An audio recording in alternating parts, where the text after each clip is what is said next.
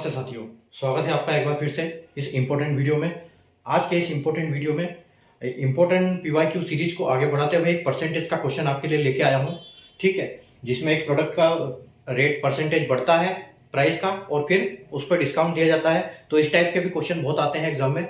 हालांकि बहुत आसान क्वेश्चन है, लेकिन एग्जाम में आया हुआ है तो मैं आपको बिल्कुल कराऊंगा, चाहे कैसा भी क्वेश्चन हो, आसान हो या टफ क्वेश्चन हो, सारे क्वेश्चन मैं आपको करवाऊंगा। क्योंकि अगर आप CBT2 में 35 क्वेश्चन मिलेंगे तो आपको कम से कम 20 से 22 क्वेश्चन ऐसे हलवा क्वेश्चन मिलेंगे कि आप बहुत आसानी से कर पाएंगे। ठीक है, तो उनकी भी अप्रोच आपको पता होना चाहिए कि आप जल्दी से जल्दी सेकंडों में उनको कर दो और आप ज्यादा से ज्यादा अटेम्प्ट कर पाओ।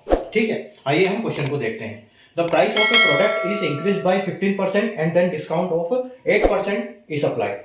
Find the net percentage increase in the price.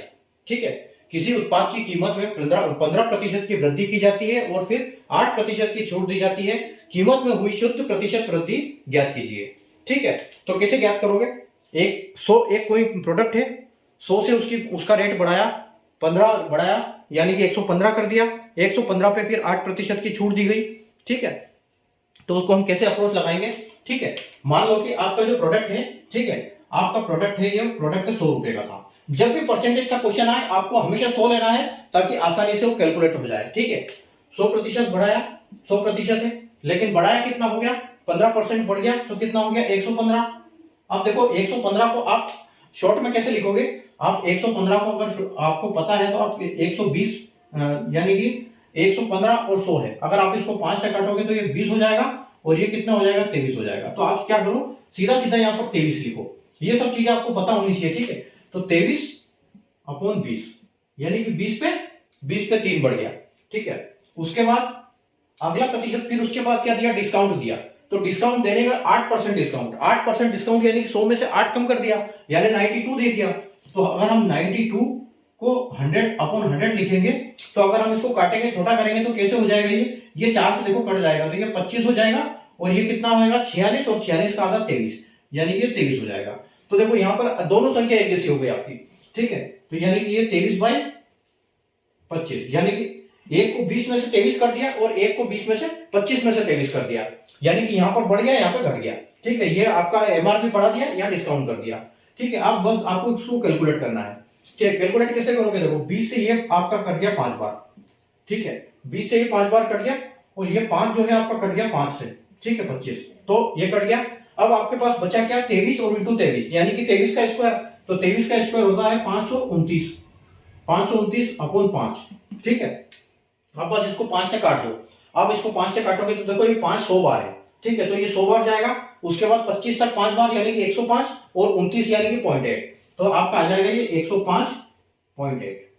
ठीक है, तो आपका जो पहले जो 100 रुपए का रेट था, ठीक है, वो पहले जो 100 रुपए का था, अब फाइनली वो प्लस माइनस होकर क्या हो गया? वो 105 का 0.8 हो गया। ठीक है, तो आपका हुआ क्या? यहाँ पर डिफरेंस क्या है इसका? अगर आप इसका डिफरेंस निकालोगे तो इसका मिलेगा 5.8, यानी 5 पॉइंट जो शुद्ध आपकी जो ब्याज शुद्ध वृद्धि है उसमें प्रतिशत, वो क्या बढ़ा? 5.8। तो आपका ऑप्शन सी जो आप पर बिल्कुल करेक्ट हो जाएगा। ठीक है, तो ऐसे इस टाइप से रखने से जल्दी जो छोटी संख्या है आपको बड़ी से छोटी संख्या बना लेना है ताकि आसानी से वो कट पाए। ठीक है, तो आपका कैलकुलेशन क्या है? बिल्कुल हल्का हो जाएगा और आप आसानी से उसको जल्दी से कर पाएंगे ताकि ज्यादा अटेम्प्ट कर पाओ वहां पर। ठीक है, तो अगर वीडियो आपको पसंद आया हो तो लाइक और शेयर कर दीजिए और चैनल को सब्सक्राइब करके बेल आइकन को ऑल पे प्रेस कर लीजिए ताकि ऐसे ही इंपॉर्टेंट वीडियो ट्रिक के साथ आपको मिलती रहे। ठीक है, और आपकी जो एग्जाम है CBT2 की आंसर की आ चुकी है, उसका रिजल्ट आपको जून लास्ट में देखने को मिल सकता है और आपकी जुलाई में बिल्कुल CBT2 हो जाएगी।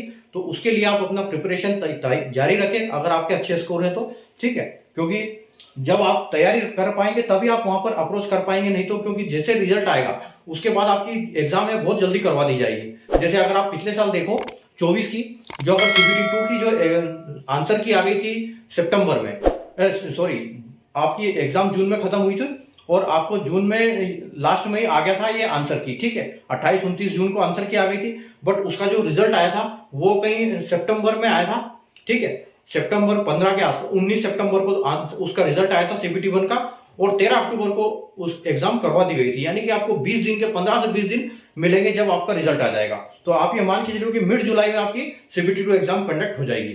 ठीक है, तो आप पढ़ते रहिए, अपनी तैयारी जारी रखिए, ठीक है। और हम मिलेंगे वापस नए वीडियो में, नए एक क्वेश्चन के साथ, ट्रिक के साथ, उसके कॉन्सेप्ट के साथ। तब तक के लिए गुड बाय, टेक केयर।